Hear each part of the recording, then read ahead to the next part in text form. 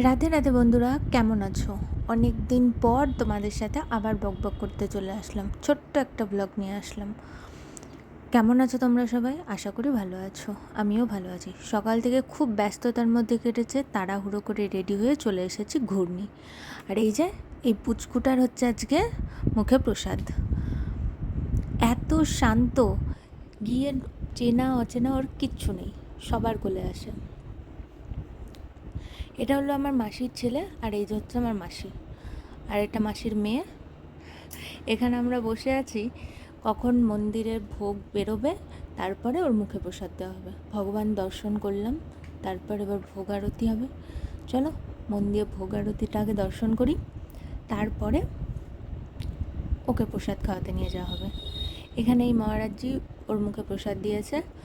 মাকে যেহেতু দেখতে নেই, সেই জন্য মাসি ওদিক থেকে সরে গিয়েছিল।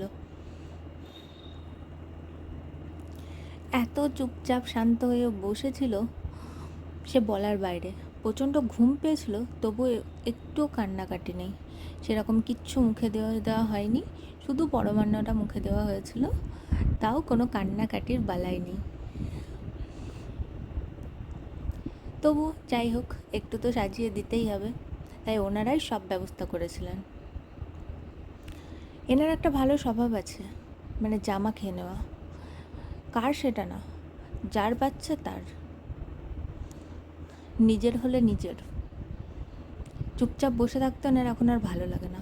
অনেকটা এখন বড় হয়েছে, যেহেতু এটা অনেক দিন আগেকার ব্লগ, এটা অক্ষয় তৃতীয়ার দিনের ব্লগ। এবার একটু মুখে জল দিয়ে দেওয়া হবে, কিন্তু জলও খায় না বলে সেরকম মুখে নেয়নি।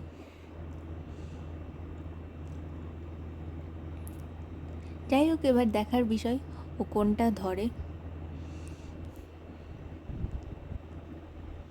আগেই বললাম ওর কাছে চেনা অচেনা বলে কিচ্ছু নেই, সবাই চেনা। ও সবার কোলে যায়, আর এত শান্ত হয়ে সবার কাছে থাকে, সে বলার বাইরে। শুধু খিদে পেলে আর ঘুম পেলেই ওর কান্নাকাটি চলে। মা এখন একটু মুখটা ওর মুছিয়ে দিচ্ছে।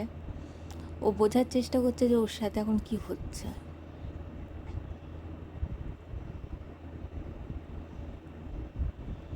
এই যে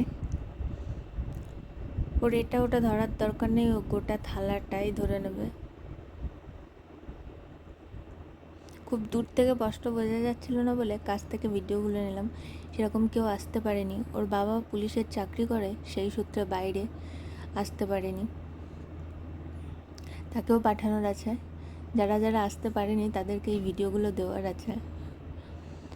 একটা নয়, ওর সবগুলো চাই। ওখানে গীতা দেওয়া হয়েছিল, ওনাদেরই গীতা, পেন, পয়সা, কিন্তু ওর সবটাই চাই।